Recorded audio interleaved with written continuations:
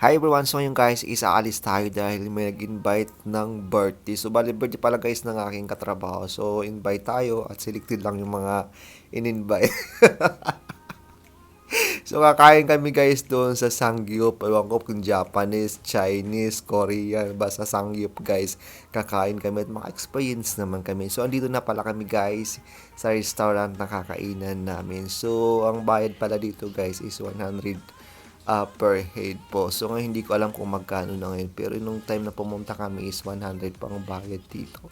So ito nga pala guys, ang dami itong pagkain sa loob na pagpipilian. Ikaw na guys, bahala kung kaya mong ubusin lahat yan. Basta unlimited yan guys. May mga prutas dyan. Tapos ang daming sauce. Ikaw na bahala kung anong klaseng sauce ang gagawin mo. Tapos may mga puto dito. May mga fried. Ayan guys.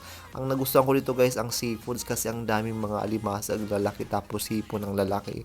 So halos ako guys yung makaubos ng hipon dito guys. Tsaka yung alimasag. Yung talaga guys ang akin pinapak talaga dito as in guys. Ang sarap talaga. So ito nga pala guys ang kanilang view dito sa loob. Maganda. Meron siyang ganito. Pampaswerte ata ito. So ito naman guys, kwarto-kwarto guys yung ano dito. Pag marami kayo guys, so sa isang kwarto kayo, doon kayo kakain ng sangyup. Tapos pag dalawahan lang dito kayo sa labas kakain. So ganun ang ano nila dito. Pero sana guys mas maganda guys para marami kayong makain. Mas maganda yung marami talaga kayo na kakain dito. So ito nga pa guys ang aking mga kasama dito at saka yung may birthday. Ayan guys, andyan yung may birthday. So yan, nilibre kami niyan guys, libre kami. Imagine guys, ang dami, yung daming pagkain. Grabe guys. As in, pero guys, kung magbabayad ka ng 100, parang logi ka dito. Kasi nga, kung ang tiyan mo naman, hindi masyado marami ang nailalagay. Pero dahil libre lang ito guys, wag na tayo mag-inarte, diba? Kumain na lang tayo, diba? Okay lang yan, at least libre yan guys. Basta ang importante, nag-enjoy tayo at na-celebrate nung birthday, yung may birthday, diba? Arte pa ba tayo, libre lang yan. Ang importante, sobrang sarap guys ng mga pagkain dito. So yan guys, mga katrabaho ko lahat yan, yung mag-asawa, tapos mga puro katrabaho ko yung mga nandyan. Isa ayaw magpakita kasi mahihain sa camera. Siyempre, tutok na lang sa atin guys yung camera, sa sarili ko na lang kasi mahihain ng iba. So yun guys, nag-enjoy ako dito sobra, as in, wala akong kain talaga dito kasi nga sabi ko sayang naman kung kakain ako sa bahay. At saka pupuntahan natin yung ganun. So, kailangan hindi tayo kumain para mas marami tayong makain dito. So, yung guys, mayroon dito sila paputo. Masarap ang puto nila guys. Buti na lang may kasama na ako dito na magaling magtimpla ng mga sauces guys. So, ayan, na-enjoy ko yung lasa nila dito. As in, sobrang sarap talaga. Nakikita nyo guys itong hipon guys. Ang lalaki ng hipon yung guys. Basta guys, nakailang balik kami dito kasi dalawa kami dito guys na matakaw sa seafoods talaga yung asawa ng aking katrabaho.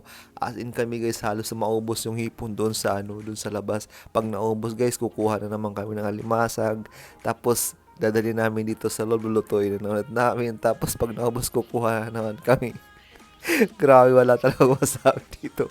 Hasta guys, nung natapos kami nung kumain dito, grabe. Wala akong masabi. Yung iba ko naman mga kinakain nila guys, itong mga pasosyal-sosyal. Basta kami guys, ng kasamahan ko yung asawa ng aking katrabaho, yung hipon, tsaka alimasag yung amin tinira talaga dito. Dito talaga kami nag-enjoy. Sobrang sarap guys. At least guys, na-experience ko kumain yung mga ganito. Kasi nung mga dati guys, never ko talaga na-experience yung ganito. Sabi ko, nakakaingit naman. Nakikita ko yung mga post ng iba na kumakain sila ng ganyan. Sabi ko, ang mahal siguro niyan. Ano kayang lasa niyan? Sabi ko, at least na-experience natin, di ba? Kumbaga dati pa guys, gusto ko nang kumain dito kasi nga lang sabi ko wala akong kasama, nahihiya ako. So, at least ngayon, di ba, may birthday at saka nagkataong guys dito nag-aya, di ba? Panalo, 'di ba? Wag na tayo mag-inarte, basta ang sarap. So every time guys nauubos yung laman dito, magre-refill lang kami. Basta guys, ang iwan ko basta ang tatakaw namin dito. So ang ginawa namin guys, hindi kami nag-rice kasi pag nag-rice ka, I'm sure mabubusog ka kaagad. So pag mga ganitong kainan guys, wag ka magkanin. Kailangan puro ulam lang ang kakainin mo dito. So yung guys, tapos na kami kumain, ang dami pa ring sobra dito guys, nga alam namin. So ang ginawa pa namin dito guys, nilagay namin sa bag yung mga sobra. So dito lang tatapos. Thank you so much for watching. This is Arvin Gulani. Bye bye bye.